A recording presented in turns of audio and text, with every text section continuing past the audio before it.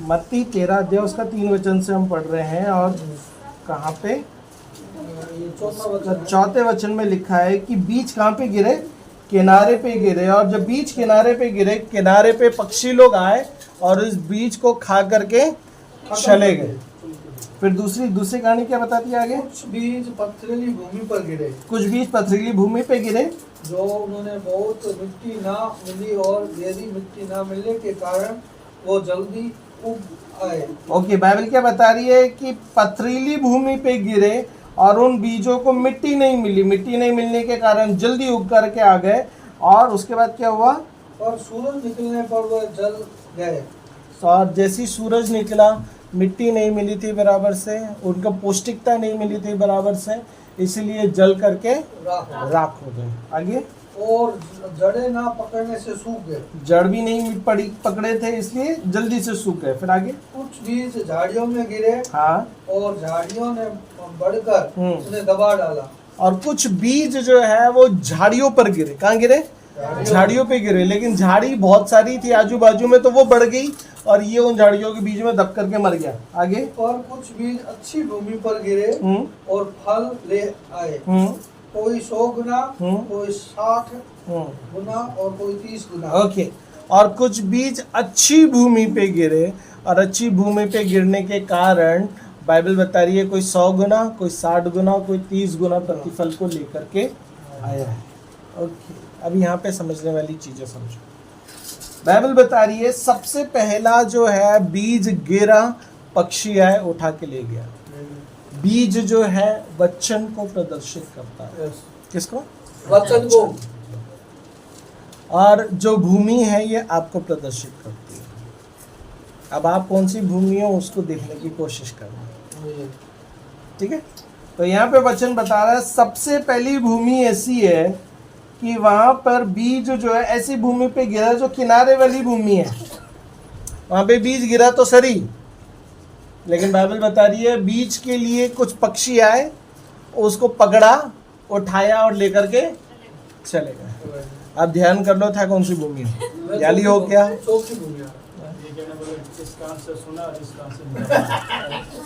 नहीं, उन्होंने सुना तो सही, लेकिन बाइबल बताती है शैतान आया। पक्षी मतलब शैतान वचन लेके आया और आ करके बाइबल बताती है ना।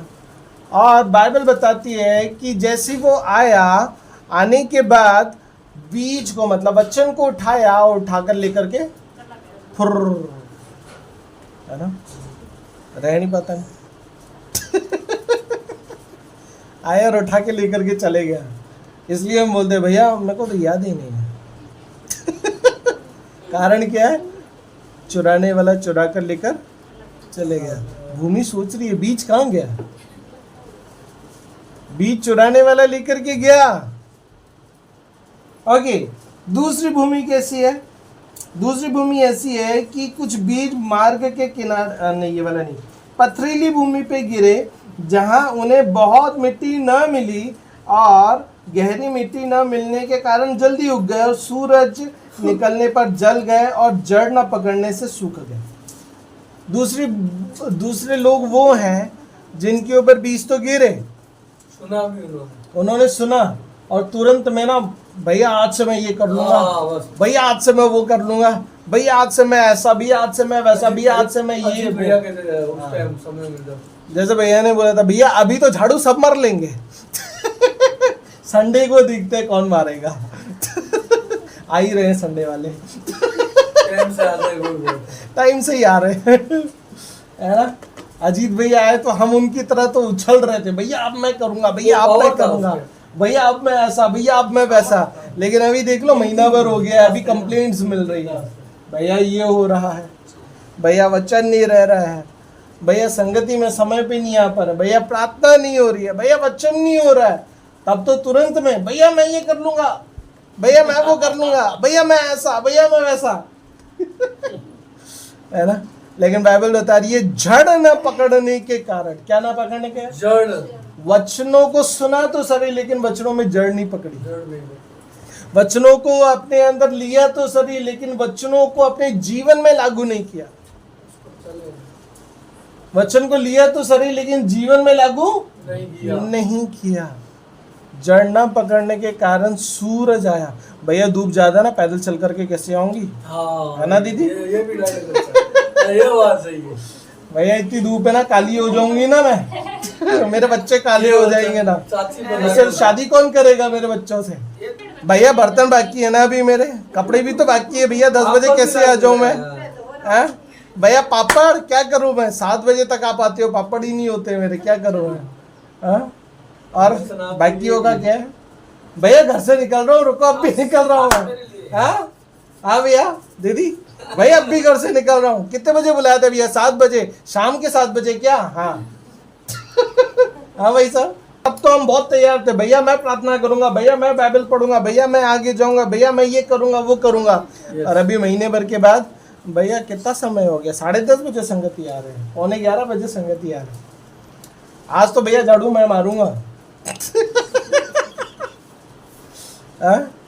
ये है बीज को जड़ ना पकड़ने के कारण ये होता है। तो वो सूरज आया और जल गया, सब जल गया। भैया मेरे को तो याद ही नहीं है, मैंने सुना क्या था, क्या सिखाया था वैसे अजीत भैया ने? तेरा पता नहीं मेरे। हाँ ये तो बड़ा अच्छा याद रहता ये है। तो डायलॉग, तेरा तो पता है नहीं, मैं तो भूल गया हूँ।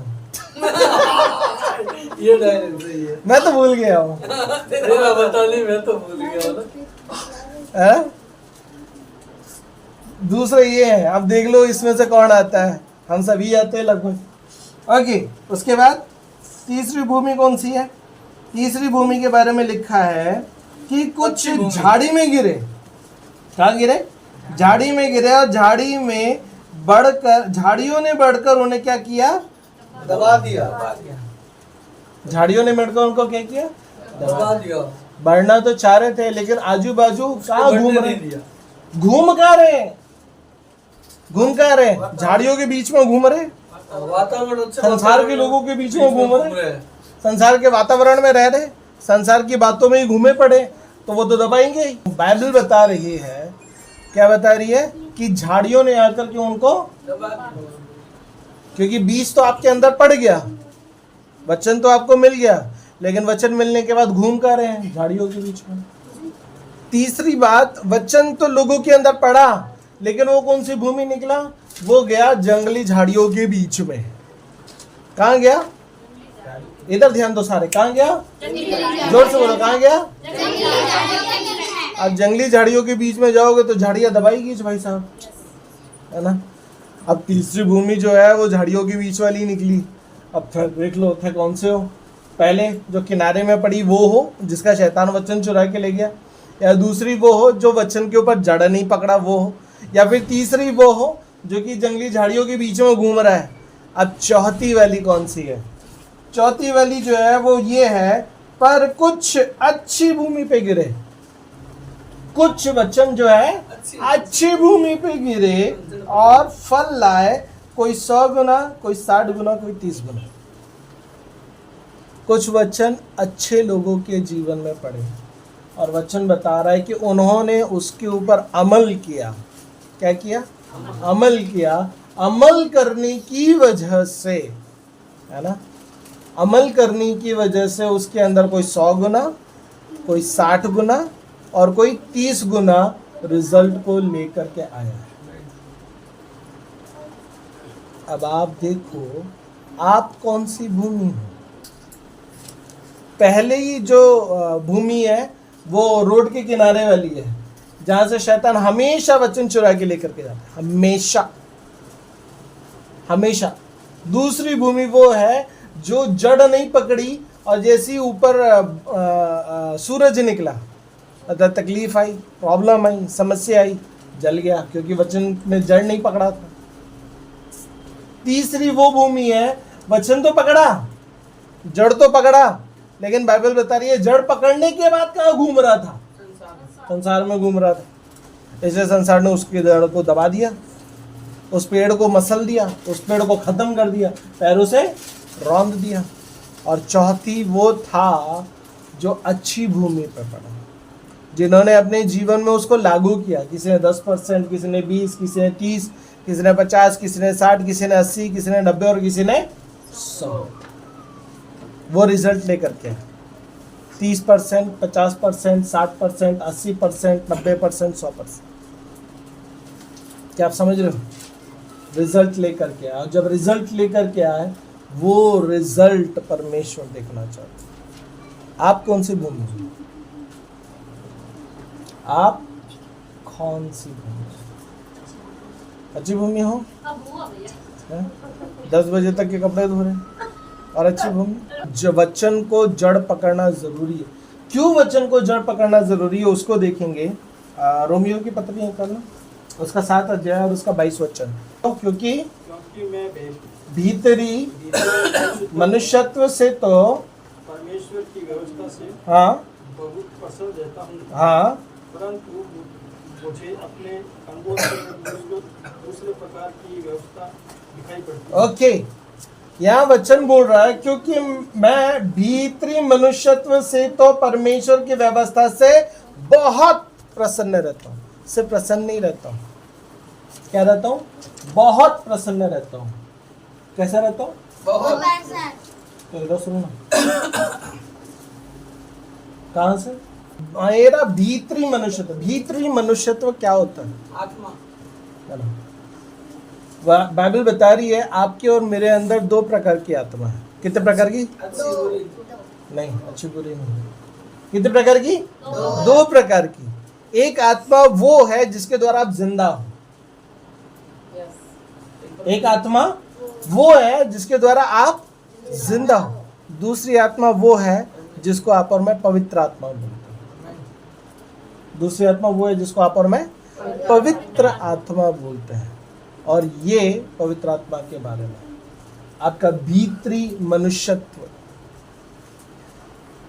आपका भीतरी मनुष्यत्व जो है वो वचन में जड़ पकड़ता है, आप नहीं। आपकी भूख रोटी है, आपकी भूख रोटी है, आत्मा की भूख वचन है। समझ में आ रहा? ध्यान से समझो। आपकी भूख तो रोटी है, लेकिन आत्मा की भूख जो है वो क्या है? वचन है। और जब आप वचन को लेते हो, वचन जड़ पकड़ता है आत्मा में। वचन कहां जड़ पकड़ता है? आत्मा में। ओके, वचन आत्मा में जड़ पकड़ता है। इसीलिए आत्मा की जरूरत है आपको। आत्मा के लिए वचन की जरूरत है आपको। किसके लिए? आत्मा। इसीलिए बाइबल बता रही है कि जो व्यक्ति ने जड़ नहीं पकड़ा था, आत्मा के अंदर वचन को नहीं लिया था, जिस व्यक्ति ने आत्मा के अंदर वचन को नहीं लिया था, शैतान आया छुड़ा के लेकर चले गया। आत्मा के अंदर कुछ ने जड़ को तो पकड़ा था, लेकिन बाइबल बता रही है तुरंत के लिए पकड़ा था। जब अजीत भैया बहुत उत्साहित हो गए, लेकिन कुछ समय के बाद में वापस ढीले पड़ गए, पहले जैसे जिंदगी में रिटर्न 10 बजे कपड़े धो रहे हैं, 7 बजे पपड़ बेल रहे हैं।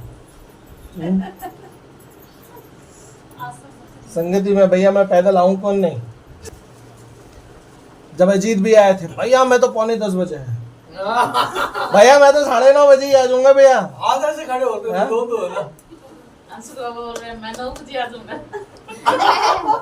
भैया दिन का बोला था, रात का बोला था? अजीत भैया थे तब तो भैया मैं तो ये, मैं तो वो, मैं तो ऐसा। अब तो प्रार्थना शुरू भैया, अब तो बाइबल शुरू भैया है। अभी पिछले दिनों ग्रुप में लोगों ने बहुत सारे सवाल डाले, जवाब ही नहीं है हमारे पास। तो इतने सारे, इतने आसान आसान क्वेश्चन है ना। दानियल को सिंह कहाँ डाला गया? सिंह की मांद में कि इसमें कि उसमें? हमको पता ही नहीं है ना, जवाब आए नहीं है। प्रभु यीशु मसीह जो है कौन सी झील के ऊपर चले थे? गलील की झील थी, गलील सागर था, लाल समुद्र था? जवाब पता ही नहीं। आ नहीं रहे ना, वहां नहीं आ रहे ना, यहाँ बोल के क्या फायदा? हालेलुया का मीनिंग क्या है? कलीसिया में कितने बार बता चुका हूं मैं, उसमें लिखा आया था, लेकिन जवाब बहुत कम आया। और एक और सवाल था, भूल गया मैं। हमको सवाल के जवाब नहीं पता, इसका मतलब क्या मत्ती, मरकुस, लूका, यूहन्ना भी नहीं पढ़ा आपने? दानियल की कहानी आपको 50 बार बता चुका हूँ, उसके अंदर ये भी बता चुका हूँ, फिर भी आपको ध्यान नहीं है। हालेलुया का मीनिंग आपको इतने बार समझा चुका हूँ, फिर भी आप लोगों को नहीं पता है, जवाब नहीं आ रहे ना। क्या चीज बोलो, पूछो। कल से मैं ग्रुप में सवाल भेजता हूँ, जवाब एक भी नहीं है। मैं सब दे सकता हूँ। हाँ? सब दे सकते हो तो आने चाहिए ना, आते तो है नहीं। तो सीख रहा हूँ इसे, मतलब इन्हों को मैसेज नहीं डालना, तभी बताया मैंने, ऐसे डाला करो। हाँ भाई साहब, जवाब ये तो क्या मैं पढ़ूँ फुल? है? भैया मत्ती तो खत्म कर दी मैंने, मरकुस, लूका, यूहन्ना तो आता है मेरे को, लेकिन जवाब नहीं है मेरे पास। इंग्लिश में देते, हिंदी में नहीं देते। हैं? हाँ दीदी कही हाँ भैया।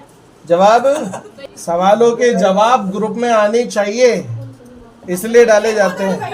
अब मैं सोचो, चलो इन लोगों को पता नहीं होगा, कल मैंने चैप्टर के नाम डाले कि यहाँ पे लिखा है, कितनों ने पढ़ा, हाथ ऊंचे करो।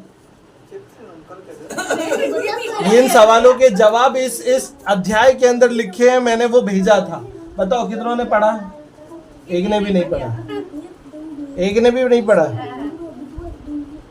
इतने तो ढीले लोग हैं, हम और बोल रहे भैया हम मजबूत बन रहे हैं। अजीत भैया मैं करूंगा, भैया कोई आए नहीं है मैं आऊंगा, भैया कोई पढ़े नहीं पढ़े मैं पढ़ूंगा, भैया कोई घुटना टेके नहीं टेके मैं टेकूंगा। अभी वो गुब्बारे में से हवा निकल गई है। हवा गायब हो गई है, वापस भरनी पड़ेगी, है ना? अरे अभी तो फोन छोड़ दो, अभी क्या कर रहे हो? अभी थोड़ी नहीं सवाल के जवाब डालते। मैं तो जवाब देता हूँ। हाँ अभी मत डालो, तो अभी यहाँ सुनो। वचन में जड़ कौन पकड़ता है? अच्छी भूमि पे करते हैं। नहीं अभी मैंने बताया, वचन में जड़ कौन पकड़ता है? अच्छी भूमि में तो पड़ता है, वो कौन है? आत्मा। आत्मा। पवित्र आत्मा। पवित्र आत्मा। पवित्र आत्मा। हाँ। पवित्र आत्मा। वचन में जड़ कौन पकड़ता है? पवित्र आत्मा। जोर से बोलो, कौन पकड़ता है? पवित्र आत्मा। कौन पकड़ता है? पवित्र आत्मा जो है वो वचन में जड़ पकड़ता है, और जब पवित्र आत्मा वचन में जड़ पकड़ता है तब जाकर के आप भीतरी मनुष्यत्व में बलवंत बनते हो, तब जाकर के आप परमेश्वर में दृढ़ बनते हो, तब जाकर के आप परमेश्वर में मजबूत बनते हो। आपको परमेश्वर में मजबूत करने वाला वचन है जो पवित्र आत्मा के द्वारा आपकी जिंदगी में काम करता है। हालेलुया। अरे पहले सुन ले रही, सारा भी करेगी, समझ रहे हो? वचन पवित्र आत्मा की जरूरत है, रोटी है। वचन पवित्र आत्मा की रोटी है, समझ में आ रहा? और वही पवित्र आत्मा आपकी जरूरत है।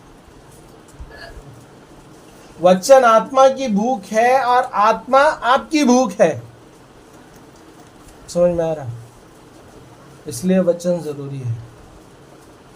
प्रभु यीशु मसीह का जब परीक्षा हुआ था तब वचन से उसने सामना किया, ऐसे किया वचन से। केवल रोटी से नहीं, परमेश्वर के वचन से जीवित तो शैतान ने परीक्षा ली थी, हर चीज दिखाई थी। जब प्रभु यीशु मसीह की परीक्षा मत्ती रचित सुसमाचार 4 अध्याय में बाइबल बताती है, उसने वचन बोल करके शैतान को भगाया, भगाया था। ना कि उसने प्रार्थना करी यीशु के नाम में भाग जा रे, ऐसा नहीं बोला। वचन के तो वचन को लिया और बोला।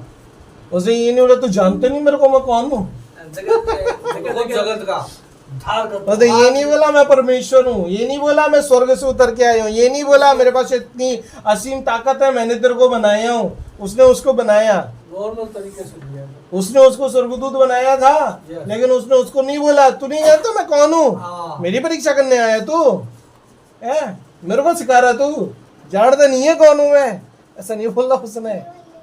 आप कितने योग्य हो ना इम्पोर्टेंट वो नहीं है, वचन में आप कितने मजबूत हो वो इम्पोर्टेंट है। वो आपको हर चीज का सामना करने के लिए मदद करेगा। लेकिन यदि आप वचन में मजबूत नहीं हो आपका गिरना लाजमी है। किसकी जरूरत है? वचन। एक मिनट, किसकी जरूरत है? वचन कहाँ पकड़ता है? जड़, जड़ कहाँ पकड़ता है? हाँ इधर सुन ले, वचन में जड़ कौन पकड़ता है? पवित्र आत्मा। और पवित्र आत्मा किसकी जरूरत है? मेरी। मेरे प्रियो, मैं आपको सिखाना चाहता हूँ, आपकी जरूरत वचन है। यस क्या जरूरत है? वचन वचन आपकी जरूरत है, क्योंकि वचन के द्वारा आपकी आत्मा मजबूत होती है। आत्मा के द्वारा आप हर चीजों के लिए तैयार होते हो। आपके शब्दों में सामर्थ नहीं है कि आप प्रार्थना करोगे और बीमारी भाग जाएगी। जब तक कि पवित्र आत्मा के अंदर वो वचन नहीं होगा ना, वचन में वो जड़ नहीं पकड़ेगा ना। और यदि पवित्र आत्मा ने वचन में जड़ पकड़ लिया, वचन ने जड़ पकड़ने के बाद जब आप बोलोगे यीशु के नाम में, इसके अंदर से निकल जाए, क्योंकि लिखा है। क्या लिखा है? उसके कोड़े खाने से मैं चंगा हो गया, तो वो व्यक्ति चंगा हो जाए, क्योंकि आपने वचन को क्लेम किया है और वचन आपके अंदर से निकल कर क्या रहे, क्योंकि आपने वचन को जड़ पकड़ के रखा।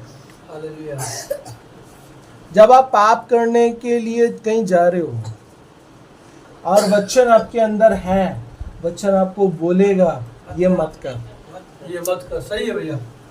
पिछले दिनों एक व्यक्ति ने मुझे एक उदाहरण दिया, आपको बता रहा हूं। वो व्यक्ति मुझे बता रहा था, बोले भैया मैं पता नहीं रास्ते से जा रहा था, कुछ हो रहा था, मैंने कुछ देख लिया, कुछ गलत देख लिया, और उसकी वजह से व्यभिचार की भावना मेरे अंदर आ रही थी, है ना। क्या आ रहा था? व्यभिचार की भावना मेरे अंदर आ रही थी। और जब व्यभिचार की भावना मेरे अंदर आ रही थी, मैंने वचन को क्लेम किया।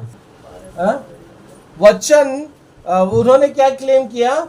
पवित्र उन्होंने व्यभिचार की भावना जब उनके अंदर आ रही थी, उन्होंने वचन को क्लेम किया। बोले भैया मैंने वचन बोला। उन्होंने कौन सा वचन बोला था मुझे मालूम नहीं, लेकिन उन्होंने वचन क्लेम किया। और जब उन्होंने वचन क्लेम किया, भैया बोले जाते जाते ना मेरा मन एकदम उन सारी चीजों से साफ हो गया।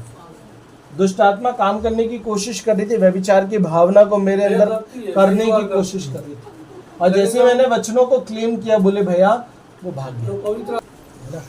सो मैं आपको बताना चाहता हूँ, वचन आपकी जरूरत है। वचन के बिना आप कभी एक मजबूती का जीवन नहीं जी सकते। यदि आप सिर्फ प्रार्थना कर रहे हो और यदि आप वचन नहीं पढ़ रहे हो, आपकी जिंदगी में काम नहीं होगा। क्यों? क्योंकि प्रार्थनाएं आपको मजबूती नहीं देती। प्रार्थना सिर्फ आपकी बात आपके परमेश्वर तक पहुंचाती है। आपकी आत्मा को बलवंत करने का काम वचन करता है। इसलिए ये वचन आपकी जरूरत है। इसलिए यहाँ पे बाइबल बता रही है, जो अभी आपने, हाँ, वचन के द्वारा पवित्र आत्मा बलवंत होता है। रोमियो 7 और उसका कौन सा पढ़ा था हमने? 22 पढ़ा था ना। हाँ, क्योंकि मैं भीतरी मनुष्यत्व से तो परमेश्वर की व्यवस्था से बहुत प्रसन्न रहता हूँ, क्योंकि मेरी आत्मा परमेश्वर के वचन से आनंदित होती है। कह रहे हैं ना, वचन कौन सा है? 7 का 22। क्योंकि मैं भीतरी मनुष्यत्व से तो परमेश्वर की व्यवस्था से बहुत प्रसन्न रहता हूँ। मतलब परमेश्वर की आत्मा वचन से बहुत प्रसन्न रहती है। किससे प्रसन्न रहती है? वचन से। किससे प्रसन्न रहती है? वचन से। वचन से। समझ में आ रहा है? वचन वो आपकी आत्मा की भूख है। जिस तरीके से आपको 2 टाइम रोटी की जरूरत है, यदि 3 टाइम नहीं मिला तो कम से कम 2 टाइम रोटी तो चाहिए ही चाहिए। हाँ भाई, भूख नहीं लग घड़ी लग गया। 2 टाइम रोटी की जरूरत है, वैसे ही आत्मा को भी रोटी की जरूरत है। और उसकी रोटी क्या है? वचन। वचन। जब आप वचन पढ़ते हो ना, आत्मा की भूख तृप्त होती है, और फिर उससे आत्मा बलवंत होता है। क्या बलवंत होता है? आत्मा। एक और वचन पढ़ेंगे, 2 कुरिन्थियों 4 अध्याय 16 वचन। इसीलिए हम हाँ हियाव नहीं छोड़ते। नहीं छोड़ते। हाँ। यद्यपि हमारा बाहरी हाँ मनुष्य तो हाँ नष्ट होता जाता है। हमारा बाहरी मनुष्यत्व तो नष्ट होता जाता है। मतलब हमारा शरीर को यदि रोटी नहीं मिलेगी तो वो तो कमजोर होगा। हमारे शरीर को यदि रोटी नहीं मिलेगी तो कमजोर होगा। शरीर की जो जरूरत है वो शरीर की जरूरत है, वो शरीर को आपको देना ही पड़ेगा। तो यहाँ पे बोल रहा है भले ही हमारा बाहरी मनुष्यत्व रोटी न मिलने के कारण कमजोर होता जाए, उसे फर्क नहीं पड़ेगा, लेकिन आगे तो भी हमारा भीतरी हाँ तत्व हाँ दिन प्रतिदिन हाँ नया होता जाता है। दिन प्रतिदिन नया होता जाता है, क्योंकि वो रोज वचनों से अपने आप को भर रहे हैं। कैसे? वचनों से अपने आप को एवरी डे, हर रोज अपने आप को वचन से भरने के कारण दिन प्रतिदिन उनकी आत्मा मजबूत हो रही है। कैसा? दिन प्रतिदिन। इसलिए हर रोज आपको वचन पढ़ने की जरूरत है मेरे भाइयों। हर रोज आप एक भी दिन वचन मिस नहीं कर सकते। पिछले दिन मैंने आपको सिखाया है कि परिस्थितियों का सामना कैसे करना है आपको। पहले मैंने आपको बताया परिस्थितियां तो आपकी जिंदगी में आएगी। फिर पिछले सप्ताह मैंने आपको सिखाया है कि परिस्थिति से, उस सप्ताह मैंने सिखाया था परिस्थिति का सामना कैसे करना है। पिछले सप्ताह मैंने सिखाया परिस्थिति में जब आप बने रहते हो तो आपके लिए होता क्या है, वो मैंने आपको सिखाया। आज मैं आपको सिखा रहा हूं कि पवित्र आत्मा के द्वारा ही आप परिस्थितियों में खड़े रह पाओगे, और पवित्र आत्मा यदि वचन में बलवंत होगा तो ही आप परिस्थितियों में खड़े रह पाओगे। कड़ी समझ रहे हो? वो जुड़ी हुई है। जो मैं आपको हर संडे सिखा रहा हूं वो जुड़ा हुआ है। यदि आपने एक को छोड़ दिया आपकी कटनी कट जाएगी। इसलिए लाइन बाय लाइन में आपके आत्मा को बलवंत करने वाली चीजें सिखा रहा हूं। परिस्थिति आएगी, पहले आपको वो सिखाया। परिस्थिति में बने कैसे रहना है वो मैंने आपको सिखाया। परिस्थितियां आपकी जिंदगी में आती क्यों है और उससे आपकी जिंदगी में लाभ क्या होता है ये मैंने आपको सिखाया। अब मैं आपको सिखा रहा हूँ उस परिस्थितियों में बने रहने के लिए आपको आत्मा की ज़रूरत है, और आत्मा की ज़रूरत वचन है। और यदि आप वचन में हो, वचन के द्वारा आपकी आत्मा बलवंत हो रही है, तो आप खड़े रह सकोगे, गिर नहीं पाओगे। इसलिए आपकी ज़रूरत वचन है। आज दुनिया में बहुत सारे पासवान लोग हैं जो प्रार्थना प्रार्थना प्रार्थना प्रार्थना करते, वचन नहीं पढ़ते। कुछ वचन वचन वचन करते, प्रार्थना नहीं करते। दोनों गलत है। सिर्फ वचन ही वचन काफी नहीं है, सिर्फ प्रार्थना ही प्रार्थना काफी नहीं है। आपको वचन और प्रार्थना दोनों जरूरी है, क्योंकि वचन से आपकी आत्मा बलवंत होती है, प्रार्थना से आप अपनी बात को अपने परमेश्वर तक पहुंचाते हो, आप अपने रिश्ते को बना करके रखते हो। समझ? वचन तो आपकी आत्मा के लिए है, प्रार्थना तो आपकी बातों को आपके परमेश्वर से बात करने के लिए, आपके रिश्ते को परमेश्वर से बना करके रखने के लिए। मान लो आप संगति नहीं आ रहे और मैं आपको फोन भी नहीं कर रहा, तो आपका मेरा संबंध है क्या? नहीं है, बना ही नहीं रहेगा। सही बोल रहा हूँ दीदी? ना आप मेरे को जान पाओगे, ना मैं आपको जान पाऊंगा, ना मैं आपको संभाल पाऊंगा, ना आप मेरे से कनेक्ट रह पाओगे। जिस तरीके से हमें एक दूसरे से जुड़े रहने के लिए बातों की जरूरत है, वैसे ही परमेश्वर से जुड़े रहने के लिए प्रार्थना की जरूरत है। और यदि आपको अपनी जिंदगी में बलवंत बना रहने की जरूरत है तो उसके लिए आपको वचन की जरूरत है। परिस्थितियों का सामना करने की जरूरत है तो उसके लिए आपको वचन की जरूरत है। क्योंकि पवित्र आत्मा तो आपके पास है, लेकिन पवित्र आत्मा का हथियार तो वचन है ना। इसलिए बाइबल बोलती है वचन की ढाल ले लो, तलवार वचन की तलवार ले लो। लिखा है ना इब्रानियों 4:12 दो धारी तलवार वचन है। और इफिसियों की पत्री में लिखा है 6:17 और हाँ उद्धार हाँ कटो हाँ और हाँ आत्मा की तलवार जो परमेश्वर, हाँ पढ़ो आत्मा की तलवार हाँ जो परमेश्वर का वचन है, जो परमेश्वर का वचन है ले लो। आत्मा की तलवार परमेश्वर का वचन, आत्मा की तलवार वचन है, मतलब पवित्र आत्मा की जरूरत वचन है। आपको परिस्थितियों में खड़ा रखने के लिए पवित्र आत्मा तलवार लेकर के खड़ा होता है, और जब आप तलवार उसको दोगे तभी तो लेकर के खड़ा रह पाएगा। आप खुद वचन नहीं पढ़ोगे तो आत्मा तो आपके अंदर बैठा ना, उसको वचन कैसे मिलेगा? भैया उसको तो सब पता है ना, खाना तुम भी मत खाया करो ना। हम थोड़ी खाता, शरीर खाता है। तो तुम हाथ से लेकर के अंदर मत डालो, अपने आप खा लेगा, शरीर से जुड़ा हुआ है ना, अपने आप खा लेगा। शरीर से जुड़ा अब है बोलिए ऐसे रहे हो तो मैं जवाब भी वही दे रहा हूँ। सही है ना? तो आपके वचन, आपके आत्मा की जरूरत वचन है मेरे प्रिय, आत्मा की जरूरत वचन है। इसलिए बाइबल बोल रही है वचन की तलवार ले लो जो कि परमेश्वर का वचन है। आत्मा की तलवार ले लो जो कि परमेश्वर का वचन है। इसलिए आपकी जरूरत वचन है। वचन को जड़ पकड़ना जरूरी है आत्मा में। आप सिर्फ वचन ले लेते हो और वचन लेने के बाद घर चले जाते हो, घर जाने के बाद अपनी जिंदगी में लग जाते हो, इस वजह से सब कुछ गवा देते हो। संसार में घूमते रहते हो इसलिए सब कुछ गवा देते हो। फालतू की दुनिया में अपने समय को बिताते रहते हो इसलिए सब कुछ गवा देते हो। फिर बाद में वापस आते हो, बोलते भैया वापस में ये सारी चीजें हो रही है। क्यों? क्योंकि आप सारे वचन भूल गए, है ना? अजीत भैया आए, सिखाए, आप बड़े आनंदित हो गए, तुरंत में बड़े अच्छे हो गए, तुरंत में बड़े स्वर्गदूत बन गए। भैया ने सिखाया था ना, संगति में आते तो और बाहर जाते तो अभी वापस वो बनते जा रहे हैं। अब जिनके लिए है वो ले लो, जिनके लिए नहीं है वो छोड़ दो। समझ में आ रहा है? क्योंकि मैंने क्या बोला, 4 प्रकार की भूमि है। अब आप कौन सी भूमि हो वो आप देख लो। वचन हर किसी के लिए आ रहा है।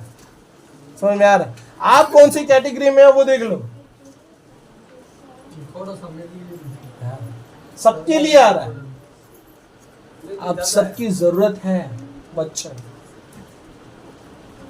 आप सिर्फ प्रार्थना के भरोसे पे मत बैठो। यदि आप सोच रहे हो ना प्रार्थना प्रार्थना प्रार्थना, प्रार्थना के साथ वचन जरूरी है, क्योंकि आपकी आत्मा की मजबूती ही वचन है, आपकी आत्मा की भूख ही वचन है, आपकी आत्मा की जरूरत ही वचन है, आपके आत्मा की तलवार ही वचन है। आज मैं आपको सिर्फ ये सिखाना चाहता हूं, आपकी जरूरत वचन है मेरे लिए, क्योंकि आपके अंदर परमेश्वर का आत्मा जो बसा हुआ है ना, जिसके बारे में आपने बहुत दिनों से बहुत कुछ सीख लिया है, आत्मा आत्मा आत्मा आत्मा की जरूरत वचन है जो आप उसको दे नहीं रहे हो। और जब दी आप उसको दोगे नहीं, वो जिंदा कैसे रहेगा? मर जाएगा। और फिर जब मर जाएगा तब आप अपनी बुद्धि का इस्तेमाल करते हुए अपने कार्यों को करने की कोशिश करोगे। और जब आप अपनी बुद्धि का इस्तेमाल करके अपने कार्यों को करने की कोशिश करोगे, आप विफल हो जाओगे। आप विफल हो जाओगे, फिर आप परमेश्वर को गालियां निकालोगे, फिर आप परमेश्वर को गालियां निकालोगे, फिर बोलोगे संगति जाने की क्या जरूरत है, फिर आप बोलोगे घर में बैठना ही अच्छा है। अंत ये होगा। शुरुआत ये है, मैं आपको अंत दिखा रहा हूं। क्यों? क्योंकि आप वचन नहीं पढ़ रहे हो, तो आपकी आत्मा कमजोर हो रही है। परमेश्वर की आत्मा, उसको उसकी रोटी नहीं मिल रही ना। यदि उसको उसकी रोटी नहीं मिलेगी, वो बलवंत कैसे होगा? आत्मा की भूख वचन है मेरे, इसलिए वचन पढ़ो। जब आप वचन पढ़ोगे आपकी आत्मा बलवंत होगी। अभी मैंने आपको वचन पढ़ाया प्रेरितों के 2 कुरिन्थियों 4:16 में से, आपका भीतरी मनुष्यत्व, भले ही आप रोटी नहीं खा रहे हो तो आपका शरीर तो कमजोर होगा, वो लाजमी है।